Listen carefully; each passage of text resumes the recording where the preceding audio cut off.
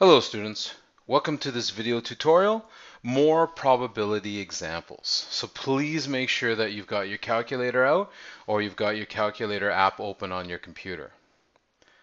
All right, example 1.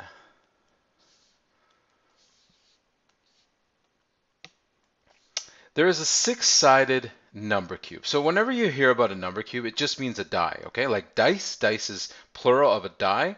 6-sided number cube. So we have the numbers from 1 to 6. And a coin. If you roll the cube and flip the coin, so this is a classic probability experiment, list all of the possible outcomes. So when you list outcomes of 2 different events, make sure you do it in an organized fashion. Don't just do it random because it's very hard to keep track of the events or the outcomes that you've listed. So if we start with the number cube, and we should because that's the first thing that's listed, if we roll it, we can get a 1. Actually, I'm going to use a thinner pen here, okay? So we can get a 1. And then if we flip the coin, we can get heads, okay? So it's up to you on how you're going to proceed here. So this is my suggestion, and it's only a suggestion, okay? So stick with the number cube. We can get a 2, and we can get heads. If we roll the number cube, we can get a 3, and we can get heads. You see how I'm going in an organized way? Then we can roll a 4, and heads, 5, and heads, 6, and heads.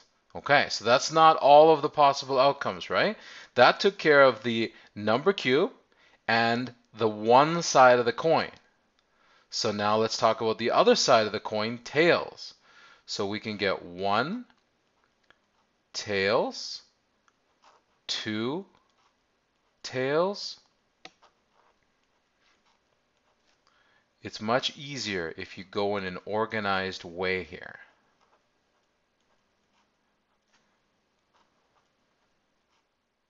Now each one of these represents one possible outcome. Remember, because you're doing 2 kind of separate events as one. So a 4 alone is not an outcome. The 4 rolled with a tail, that is an outcome. So how many outcomes do we have here? We have 1, 2, 3, 4, 5, 6, 7, 8, 9. So always kind of, oh, wait a second here. Okay, 9, 10, 11, 12. My bad. All right, so let's just write ourselves a note here. 12 total outcomes.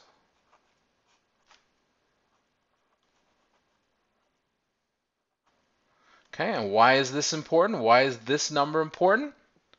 Because that's going to be the denominator in all of our probability questions. All right, let's go on to question 2. Is there any combination that is more likely to occur? In other words, look at all of these outcomes. Do any of these outcomes occur more than once? It doesn't look like it, okay? So if they're all equally likely, then the answer is no. There is no combination that is more likely to occur. You have the exact same chance of getting a 1 heads as you are a 3 tails. Number 3, calculate the probability of getting a 4 and a heads. Okay, so probability of 4H. Okay. So we know that the total number of outcomes is 12. Remember, that's this number right up here. Okay? All right, so let's look for this combination, this outcome of 4 and heads.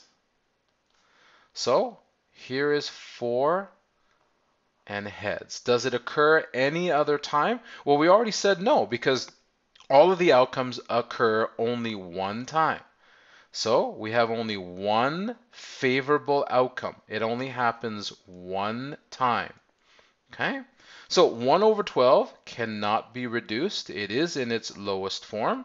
So please, with your calculator, calculate the decimal and the percentage.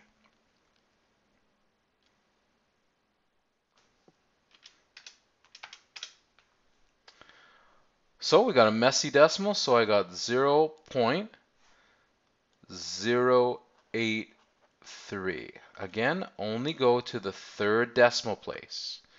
And that equals 8.3%. Okay? All right, number 4. Calculate the probability of getting an even number and tails. Okay, so probability, even tails. So when we're writing out whatever probability we're calculating, you can just use the shortest form possible, even dash tails. Okay, so we know that the denominator is 12 because there are 12 possible outcomes. So let's look at this, even number. So what are the even numbers? Well, that's 2, 4, 6, 8, but we don't need 8 because it's only a 6-sided number cube. So let's look at all of our outcomes. Well, we only have to look at the tails outcomes over here, and let's mark up the ones that are even and tails. Well, there's this one, 2 tails. 2 is an even number. 3 tails is not an even number. 1 tail is not an even number. 4 tails is an even number. 5 is not. 6 tails is. So how many do we have? We have 3 possible outcomes. So we have a numerator of 3. All right. So 3 over 12 is not in its lowest form. Were you able to reduce it to its lowest form? Well, 3 is divisible by 3, and 12 is divisible by 3. So 3 divided by 3 is 1. 12 divided by 3 is 4. Now 1/4, that fraction should be one of those numbers that you automatically have memorized. So 1/4 is 0.25 or 25%. Okay, so the probability of getting an even number and tails is 25%. That's much higher than the probability of getting a 4 and a heads if we were to compare these two probabilities. Okay, this is much more likely than this. Okay, so let's go on to example 2, something totally different. Example 2. At a restaurant, you can choose one item from each group. We have group 1 and group 2 to create a meal. So let's look at what's in group 1. Okay, hamburger, chicken fingers, slice of pizza. All good choices. Group 2, French fries, salad, potato chips. All very tasty choices. So we're going to take one from group 1 and one from group 2 to create a meal. So list all of the combinations of meals that you can create. In other words, what are the possible outcomes? So again, let's do this in a very organized way. So I'm going to start with hamburger in group 1. Okay. So hamburger, and what can we have with hamburger? We can have French fries. Okay. Then let's stick with hamburger so that we're going in a very organized way. And we can have hamburger with salad. And then the last combination involving a hamburger is hamburger and potato chips. Okay? All right, so now we've talked about all the examples that would have hamburger in it. So now let's go to the outcomes that would have chicken fingers. Okay, so chicken and French fries.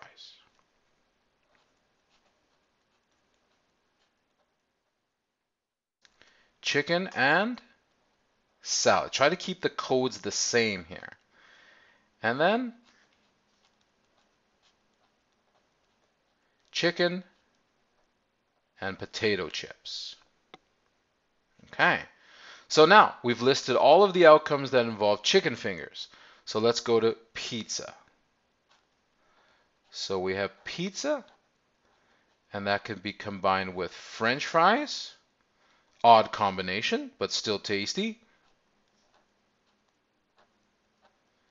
Then we have pizza with salad. And then we have pizza with potato chips. So are there any other possible outcomes? No. So let's count them. Now remember, hamburger and French fries is one outcome. So we have 1, 2, 3, 4, 5, 6, 7, 8, 9. So let's write that over here. Sorry about that. 9 total outcomes. Now again, that's very important because 9 is going to be the denominator of all of our probability calculations. Okay, let's go to these math problems here. Number 2, calculate the probability of having a meal of hamburger and fries. Okay, so that's pretty easy here. Probability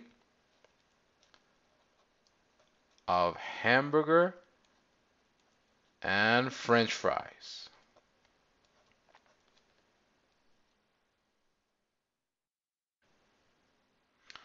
Well, why don't I give you a minute to calculate that?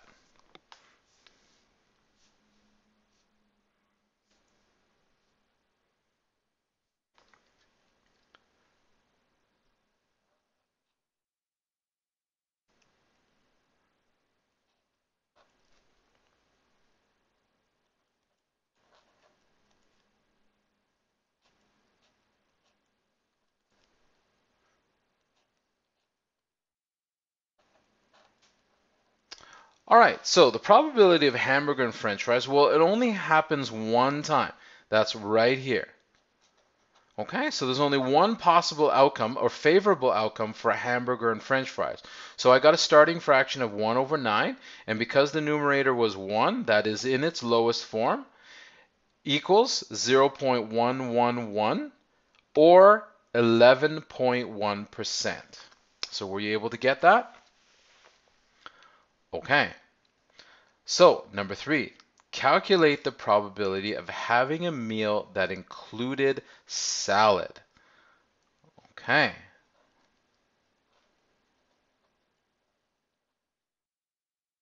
So, probability of a meal with salad.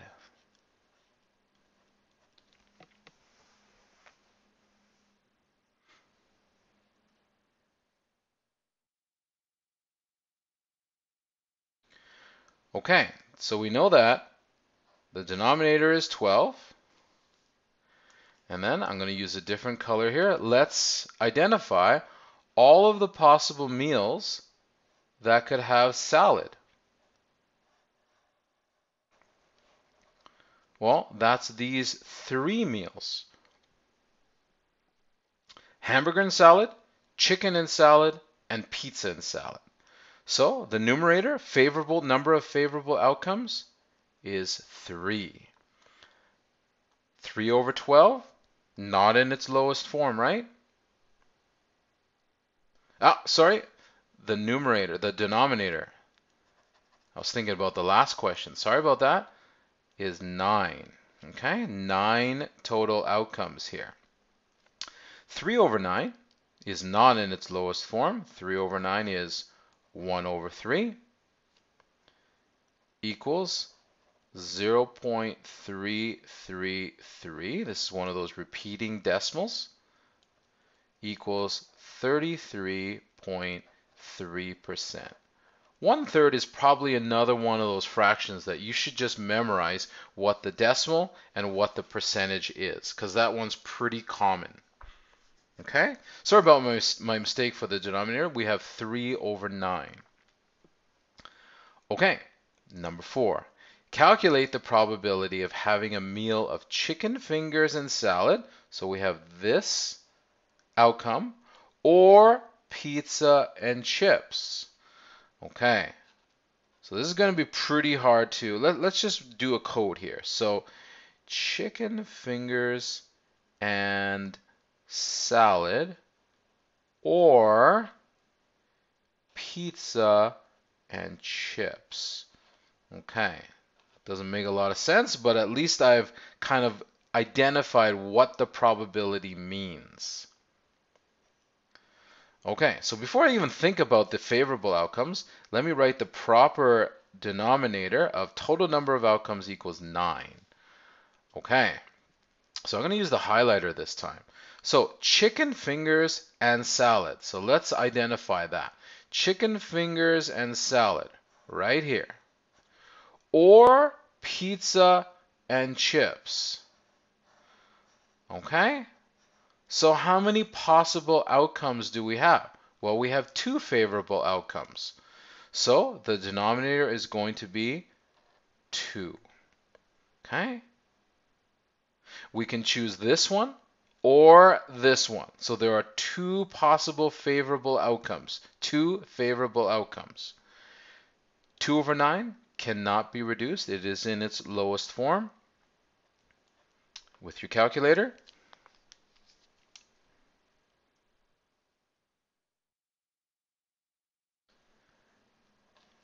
get 0.222, probably a repeating decimal, right? 2 divided by 9, yep, equals 22.2%.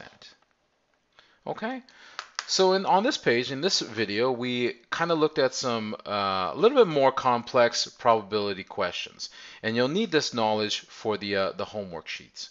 Okay, so thanks for watching. Bye.